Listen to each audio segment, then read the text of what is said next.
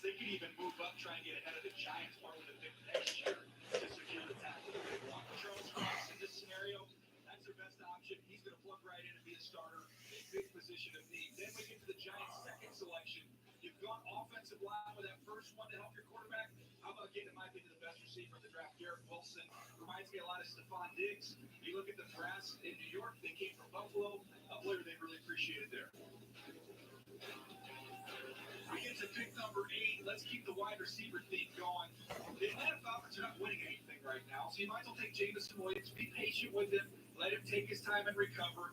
And think about your quarterback in next year's draft. I like it. I love where you're going with all this. Charles Cross at 6. He's going to be in play for the Giants at 5 as well. That's under consideration. Now, when you get to 7, this reminds me a little bit, guys, of Cincinnati last year.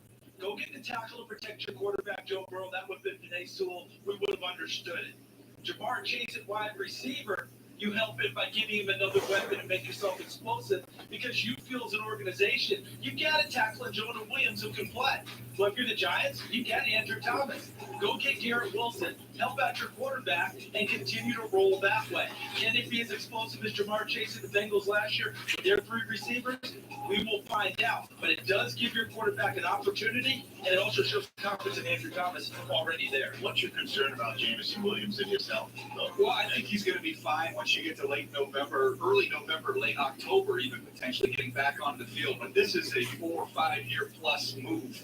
You're going to be okay with him missing a few ball games to start the year. So that's the way that you see the first 8 picks in this draft going, and now we've got a wrinkle.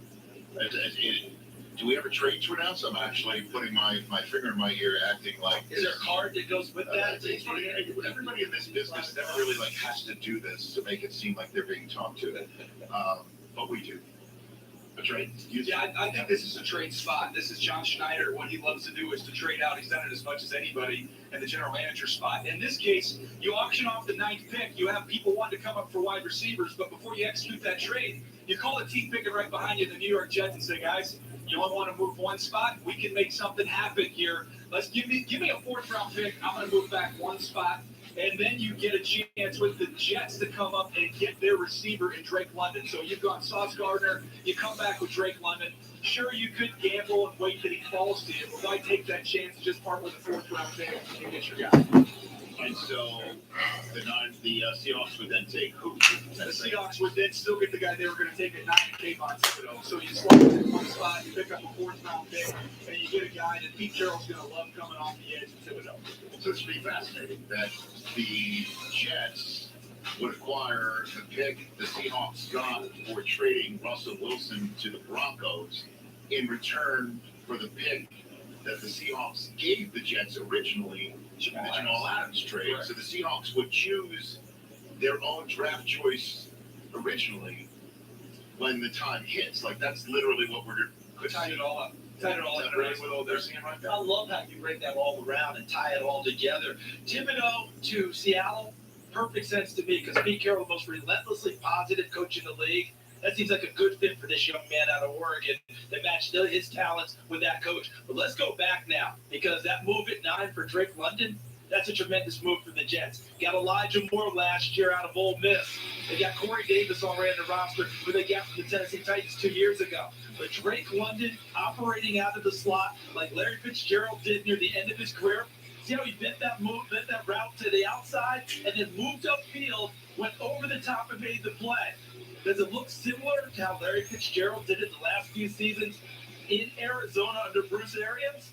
Exactly like that. Big body receivers, make the tough catches that are contested, and then afterwards do some damage with the ball in their hands. So Jets with Sauce and Drake London and the Giants, Evan Neal and Garrett Wilson. I think both teams would be very happy if that's the way it shakes out. I think you've really helped both those young quarterbacks without question here. They've got a big opportunity. These teams can't mess it up because this is going to be foundation pieces for them going forward. All right, so the top 10's in the books right here in the mock draft. Again, this is not real. You're not too early. We're just filling some time before we get to the actual draft. So we've already gotten the trade. We've got our top 10 picks. Coming up, the Pennsylvania football team, along with Dennis Allen. Philadelphia's got 2 draft choices. The Saints have 2 draft choices. What will the Steelers do at 20? Will they take a quarterback? if one they like is available. Daniel Jeremiah's 2022 mock draft from Vegas rolls on in a moment.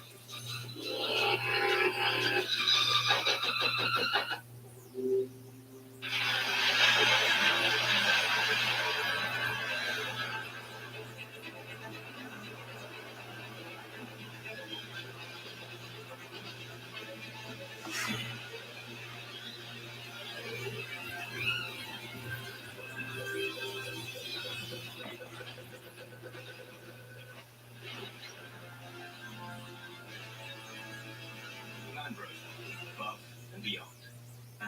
Verizon is going ultra. With 5G ultra wideband in many more cities, you get up to 10 times the speed at no extra cost. Plus, 6 premium entertainment subscriptions included, like Disney Plus, music, gaming, and more. Delightful. Saving you over $350 a year. And for a limited time, get a 5G phone on us. No trade-in required. Amazing. This is the offer you just can't miss. Verizon is going ultra, so you can get more. You know, Liberty Mutual customizes your car insurance, so you only pay for what you need. Oh, like how I customized this scarf? Wow, first time. Check out this backpack I made from Marco. Oh yeah, well, check out this tux. Oh, nice, that'll go perfect with these.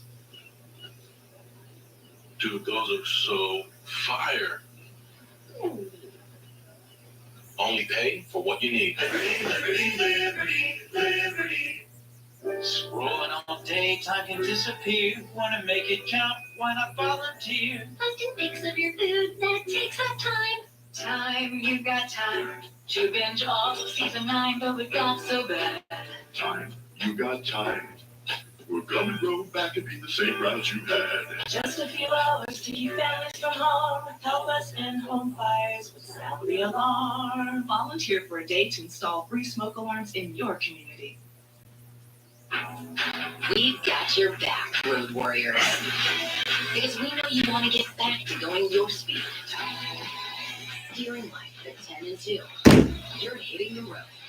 And we're helping you get there with confidence. Soon, you'll get back to skipping the counter without missing a beat.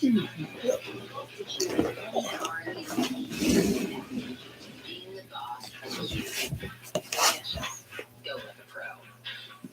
The Pro Football Hall of Fame is the ultimate football fan destination. The Vince Lombardi Super Bowl trophy, the only place in America to see a Super Bowl ring. Your chance to all 854 bronze bucks. There's so much more, including a holographic Disney-like theater, the Game for Life, just 45 minutes south of Cleveland. Purchase your tickets online now. Yo, Gary, Steve, you and I, we're a lot alike. You can catch. When you on the field, you're a threat, though. You also that's one thing to say. Let's try to stop. Good luck. See you at the draft.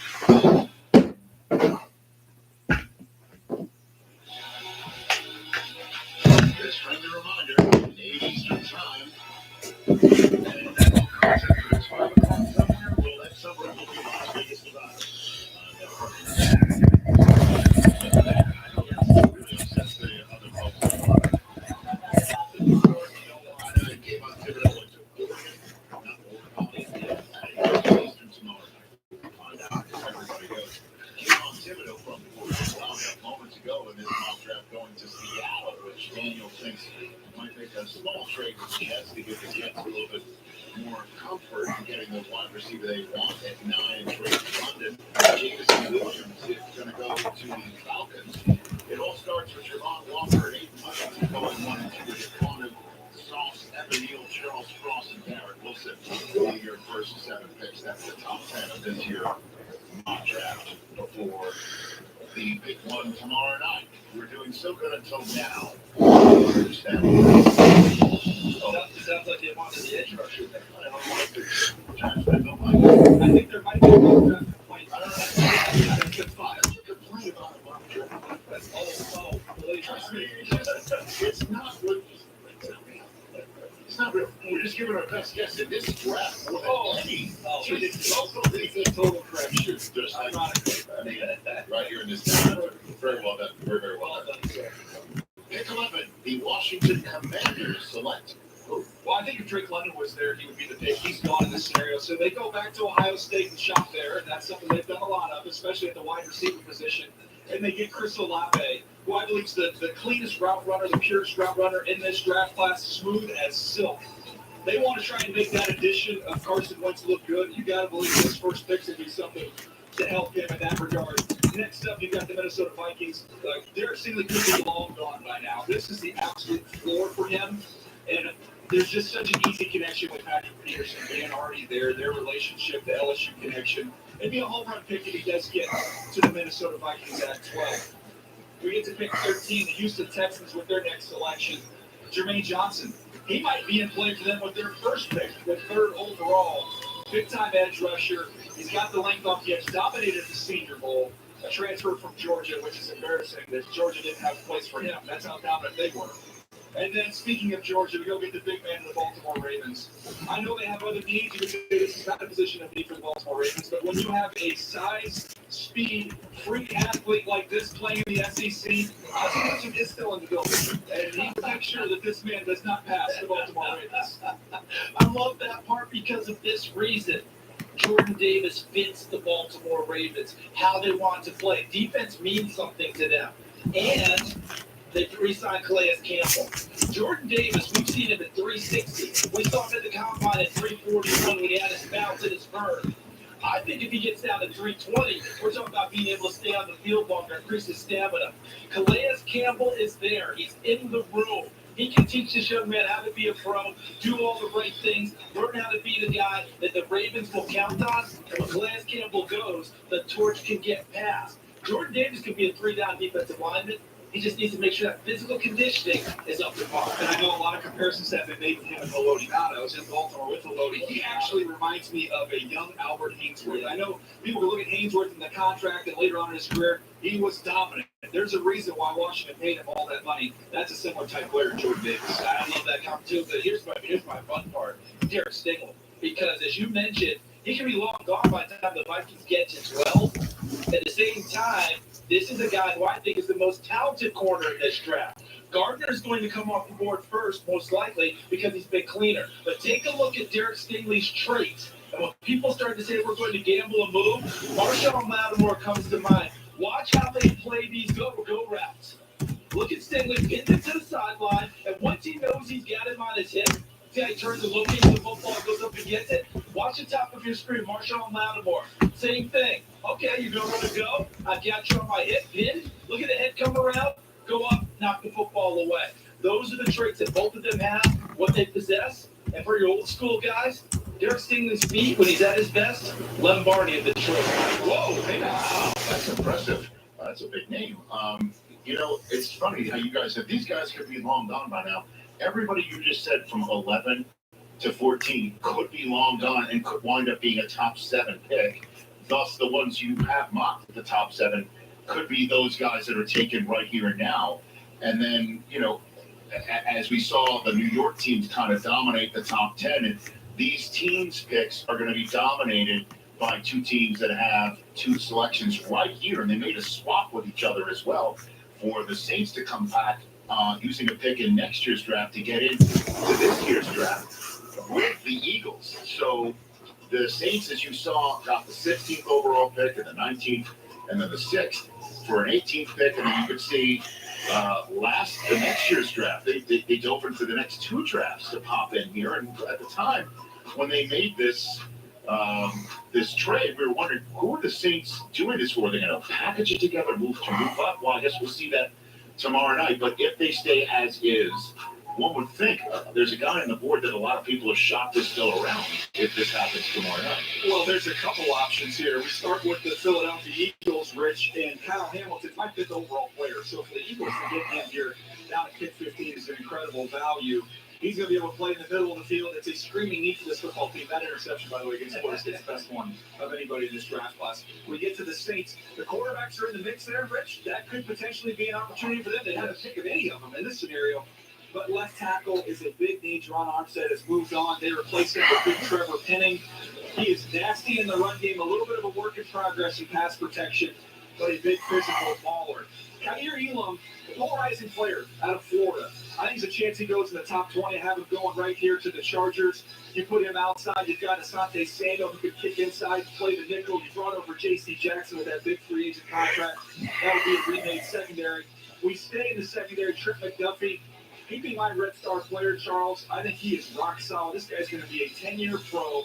Always in phase, always in position, and can play the football. He's also outstanding against the run. The Saints, their second selection.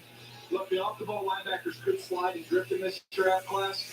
How about the opportunity to learn from Demario Davis for Devin Lloyd, who could be the next great linebacker in the NFL? And you mentioned Red Star pick. That means for a scout, a guy in the room, you're saying, I got to see guy. You put your stamp on it. Well, let's go back to Philadelphia, because you're talking about two players there to go with their defense.